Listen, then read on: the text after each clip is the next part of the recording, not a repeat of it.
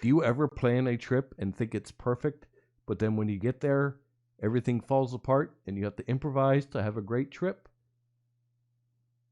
Welcome to my channel, GlennDane Inspiration and Motivation. Hope you enjoy.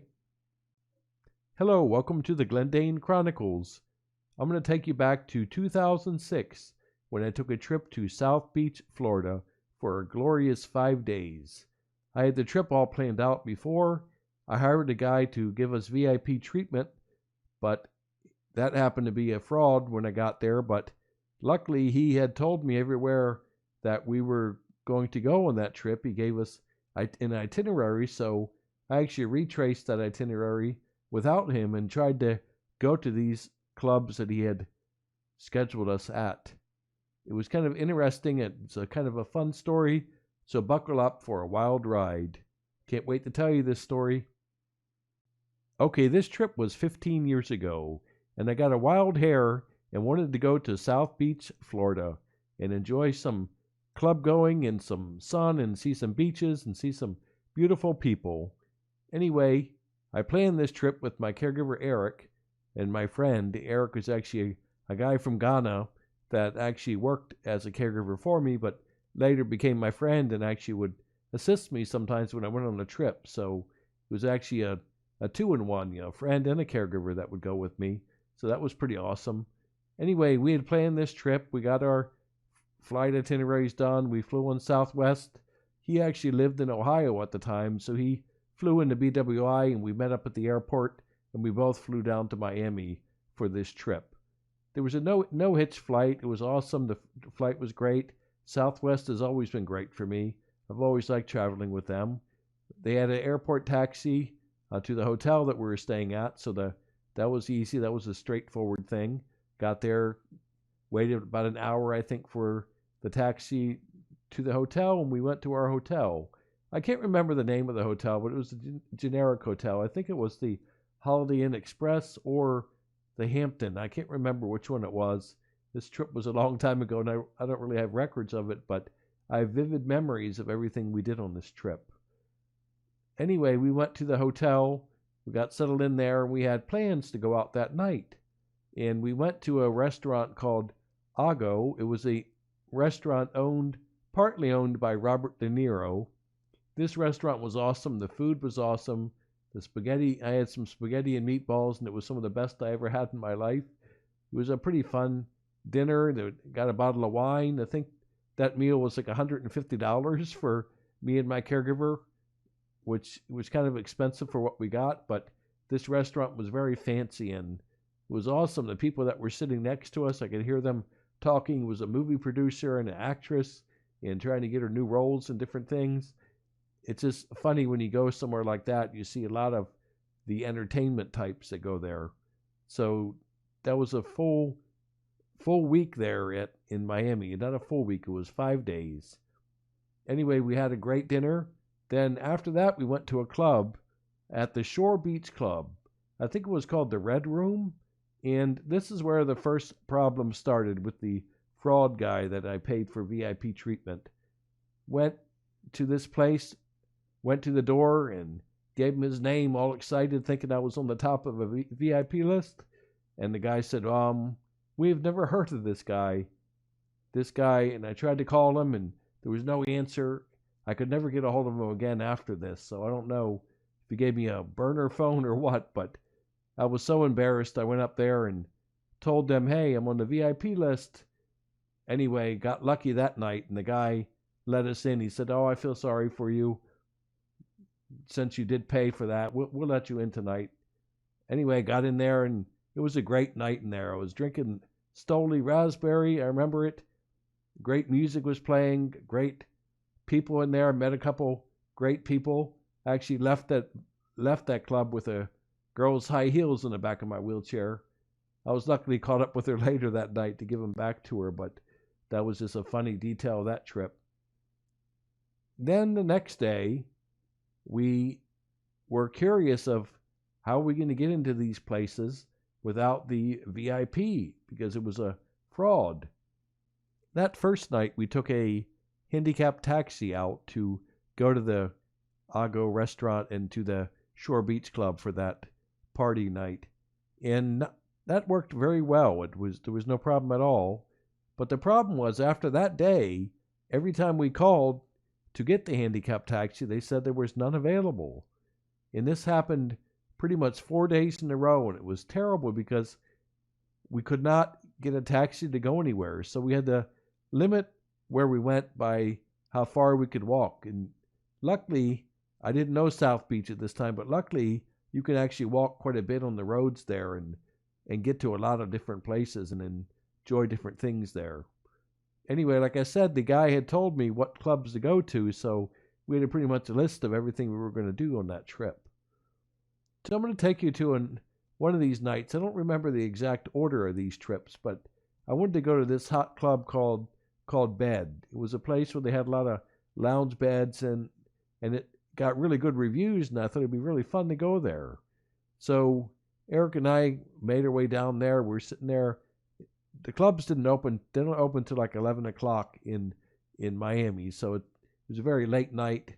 I had to get used to that when we went. We actually would sleep until like 2 or 3 in the afternoon and go out during the night because I guess that's what they all do there anyway. They would have to. Anyway, we were outside of this club for at least 2 hours trying to get in there. And of course, the guy was a fraud, so the VIP treatment wasn't true. I was supposed to be able to get into any of these clubs I went to, but we're sitting outside trying to get into this club, and all of a sudden they tell you, well, if you want to get in, you need to buy a $200 bottle of liquor for each of you. So they wanted me and my caregiver, or my friend Eric, to buy each a bottle. I think they only had a choice of champagne or something called Hypnotic. And to get in there, we would have to spend $400 just to get into the club. And I refused to do that because it's not worth it to do that, because I sit in a wheelchair anyway. I couldn't get into a bed.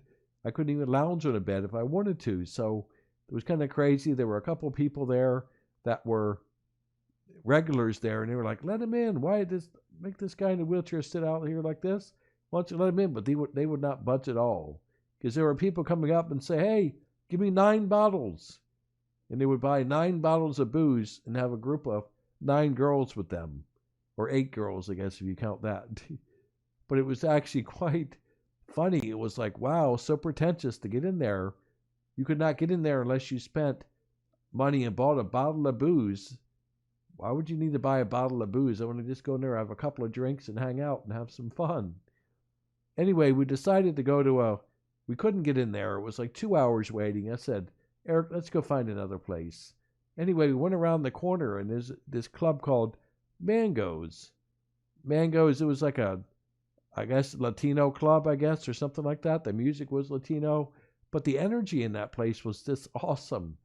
We went in there, just started drinking and having a good time, and the music was great. They had some interactive games, and they had Eric go up on the stage and sit on the stage, and well, he had a pretty girl up there beside him, and she was kind of dancing around him and feeling his shoulders.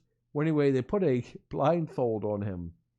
And after they put the blindfold on them, they changed it was a guy that came out and was dancing with them and rubbing on him and rubbing his butt on his head and all that.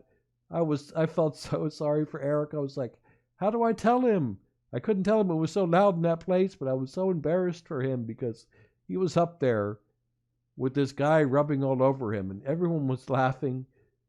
Eric was so embarrassed when he got down from that, and I told him that there was actually a guy doing that to him. He laughed. He thought it was funny, but man, he was embarrassed. I don't know how he ended up in that situation, but that was a funny thing in that night. But that night, actually on the way out, we went by this place called Bed, and they let us in because it was late.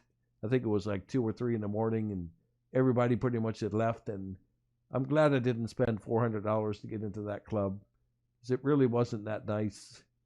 It really didn't seem that much when I went in there. I don't know, maybe it'd be different with a lot of people in there on those beds, but anyway, I think we got back to the hotel like 4 in the morning, went to bed.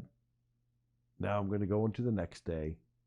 Okay, the next day, I believe that we went to Nikki Beach. We strolled down there from the hotel. I think it was kind of a 20 or 30-minute walk from where we were. But we made it down to Nikki Beach, and it was a beautiful day. There were a lot of beautiful girls there. And I noticed that a lot of people are walking around with this certain drink in a very long glass. And it had a bunch of leaves and stuff in it, and it looked kind of crazy. I don't know. Anyway, I asked someone what it was, and they said it was a mojito. Well, I'd had mojitos before, but I never had them in a glass like that, with a 12-inch glass with a bunch of mint leaves in it like that. It looked kind of crazy what people were drinking. Anyway, I got one, and it was very tasty and very enjoyable. And Nikki Beach was quite awesome. It was beautiful there. I couldn't really get to see the ocean because the sandy beach was just too much for my wheelchair. So unfortunately, I couldn't really see the ocean when I was there because of this limitation. Okay, I finally made it back in the studio to finish this video. Okay, the next day, we went to a club named Mansion. Mansion was one of the hottest clubs there in Miami, or in South Beach, I should say, at the time. And we went there kind of early because we were worried about getting in because of the failed VIP from earlier I explained. We got in line. There were about 20 or 30 people in front of us, and there was a lady that was just walking up and down, asking everybody how many people are in their party, how many tickets did they need. Anyway, she came to where we were, and I just said, "Hey, how are you tonight? Quite a beautiful night here in Miami." I'm glad there was a female because I could flirt and actually joke with her. And I had a nice conversation with her, and she told me that I was the first one to ask her how she was doing that evening. It helps to be an expert flirter. Anyway, she let us in. 2 people came out. She let us in next. We went in front of this 20 or 30 people in the line. It was awesome. We got in there, had a great time. We were there for quite a while. I remember the club was quite awesome. It was a little dark in there, but it was really great to see everybody in there having fun. A lot of beautiful girls. When we left there, we went to have breakfast at a place, and it was I think an all-night diner or something like that. It was awesome. It was some good breakfast food. It was pretty awesome to have that after some drinks that we had at the club. And when we were walking back to the hotel, it was probably almost 6 in the morning. And there was a female that was on the streets, and she started talking to us and asking how we were this evening. I knew right away that it was a prostitute working the streets, and Eric kept talking to her, and he didn't realize that this was a prostitute. We were walking down the street together, and he just keeps talking to her, and I finally whispered in his ear, "Eric, that's a prostitute. Watch what you're doing." And he looked at me with that face, and he said, "That's a prostitute? A prostitute?" And I said, "Yes. Keep moving, Eric." Anyway, that was a funny detail of that night. But we made it back to the hotel safely and went to bed. I don't think we got up until at least 3 o'clock the next day. Okay, the second day, we had plans to go to a club named State. I believe it was called State. There was going to be a great DJ there at the club that night, and we went to get in there, and it was no problem getting in there. Got up in the line, they let us right in. It was $50 a person to go into this club because of the great DJ they had that night. I wish I could remember his name, but that night was filled with an awesome EDM playlist. The music was awesome. The energy in that place was unreal. That was the night I finally discovered what an energy drink was. I had really never had an energy drink before that day, and I saw this Rockstar energy drink that almost everybody was drinking in the club. I don't know if it was right when it first came out or what, but I remember they had a promotion that night, and I said, "Well, can I have one of those energy drinks?" And I drank that, and I swear my energy went through the roof. I was so energetic that night. I was dancing to that EDM music. I was just sitting there dancing along the whole night, just dancing in my wheelchair, enjoying myself. Everyone was coming up to me and say, "Wow, you look at you having a great time." I did have a great time. That energy level was crazy. even one of the dancers there came up to me and whispered in my ear and said, "You're really awesome. You're having more fun than anybody else in here. Can we go out sometime? Maybe after I get off work tonight?" And I had plans to go out with her that night, and it was very fun. I mean, that night, I don't know, that energy drink just gave me such more energy. I'm usually a very energetic person anyway, but when I had this, I didn't stop all night. That was awesome. But it got a little bit late. I asked my caregiver friend Eric, I said, "Come on, it's our last night. We don't need to rush back to the hotel." He told me how tired he was and how he couldn't stay out any longer. And he wouldn't leave me there. I asked him, I said, "Well, just leave me here. I'll make it back to the hotel." Anyway, I had to leave without seeing that dancer that night. I was looking forward to going and having some food with her and having a conversation with her. It didn't work out. This trip was unbelievable. I will never forget this trip. I have so many even more stories about this trip, so if you have any more questions for me or want to hear more about it, just ask me below in the comments. Anyway, same thing. If you like this video, please give me a thumbs up and please subscribe to my channel so you never miss another episode. Hope you have a great day. I'll see you next time.